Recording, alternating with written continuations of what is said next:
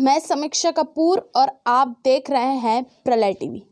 दोस्तों, आज हम बात करेंगे एक ऐसे नेता की जो रहते भारत में हैं मगर राम मंदिर का पुरजोर विरोध करते हैं। आज हम बात करेंगे जिहादियों के सबसे बड़े सपोर्ट सिस्टम, जिहादियों को पालने वाले वकील, काबिल वकील कपिल सिब्बल के बारे में। जी हाँ दोस्तों, ये वही कपिल सिब्बल हैं जिनका पूरा राजनीतिक करियर हिंदुओं से नफरत करने में ही बीता है। दोस्तों, कपिल सिब्बल वह व्यक्ति है जिन्होंने अपने कारनामों और जुबान से हिंदुओं और भारत के खिलाफ हमेशा जहर उगलने का ही काम किया है। कपिल सिब्बल वह शख्सियत हैं जिन्हें उनकी राजनीति से ज़्यादा उनके जहरीले कारनामों के लिए याद किया जाता है। हम आपको बताते चलें कि इन्होंने राम मंदिर के खिलाफ सुप्रीम कोर्ट में बाबरी मस्जिद के पक्षकारों के लिए पैरवी की थी। इसके साथ ही यह केरल के कुख्यात हादिया लव जिहाद केस में लव जिहादियों का पक्ष रख चुके हैं। इनके नाम के साथ 2G स्पेक्ट्रम घोटाला, Vodafone tax scandal, internet censorship, समलैंगिकता जैसे कई संगीन अपराध जुड़े हैं।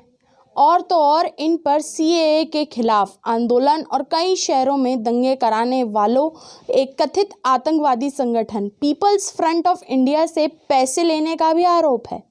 साथ ही सुन्नी वक्फ बोर्ड का पक्ष रखने के दौरान ये हिंदुओं के आराध्य देव भगवान राम पर भी कई आपत्तिजनक टिप्पणियां कर चुके हैं। चलिए कुछ जान लेते हैं इनके निजी जीवन के बारे में।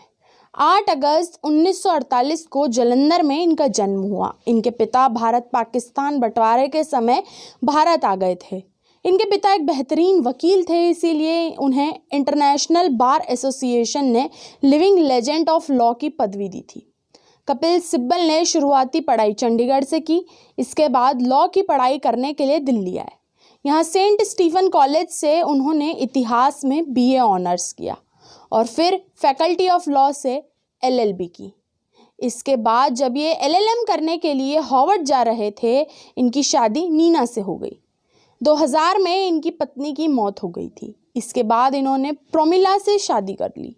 इनके 2 लड़के हैं, वे दोनों भी वकील हैं। कपिल सिब्बल ने 1973 में भारतीय प्रशासनिक परीक्षा को पास किया, लेकिन उनकी रुचि लॉ की फील्ड में थी, इसीलिए उन्होंने ज्वाइन नहीं की।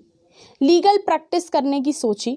अगर वो उस वक्त IAS ज्वाइन कर लेते तो कभी भारत की फॉरेन सेक्रेटरी यही निरुपमा राव के अलावा अन्य IAS अधिकारी अशोक चावला कभी प्रेसिडेंट सेक्रेटरी रहे, क्रिस्टी L फडणवीस US में एम्बेसडर रही, मीरा शंकर के बैचमेट होते।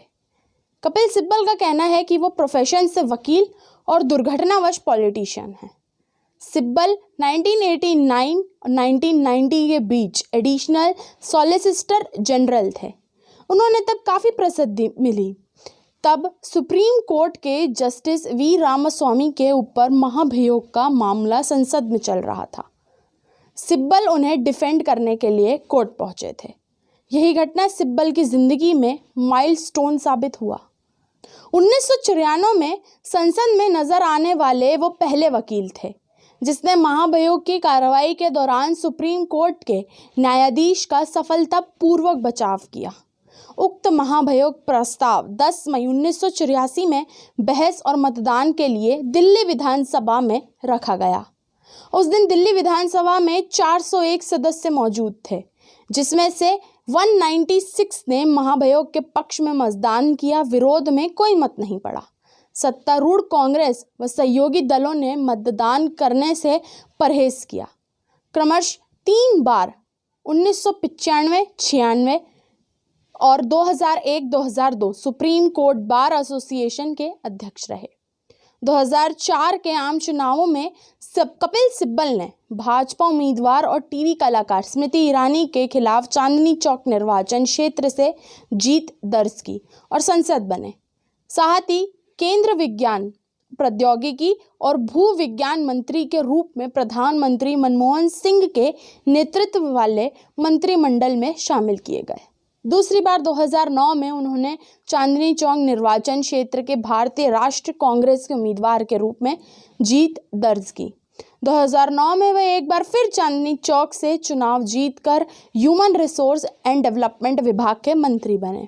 इस दौरान उन्होंने सभी प्राथमिक स्कूलों के सभी विद्यार्थियों को 2300 और 2900 रुपये में टैबलेट देने की घोषणा की। 2011 में सिब्बल ने निजी भागीदारी से तैयार किए जाने वाले टच स्क्रीन टैबलेट कंप्यूटर विकसित किए जाने की घोषणा की।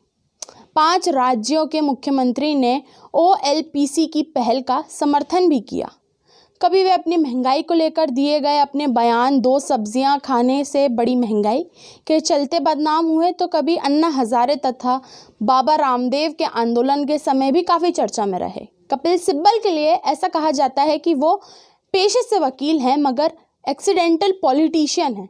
कपिल सिब्बल की करतूतें और कारनामे देखकर तो यही कहा जा सकता है कि ऐसे एक्सीडेंट्स भारत देश में अब नहीं होने चाहिए।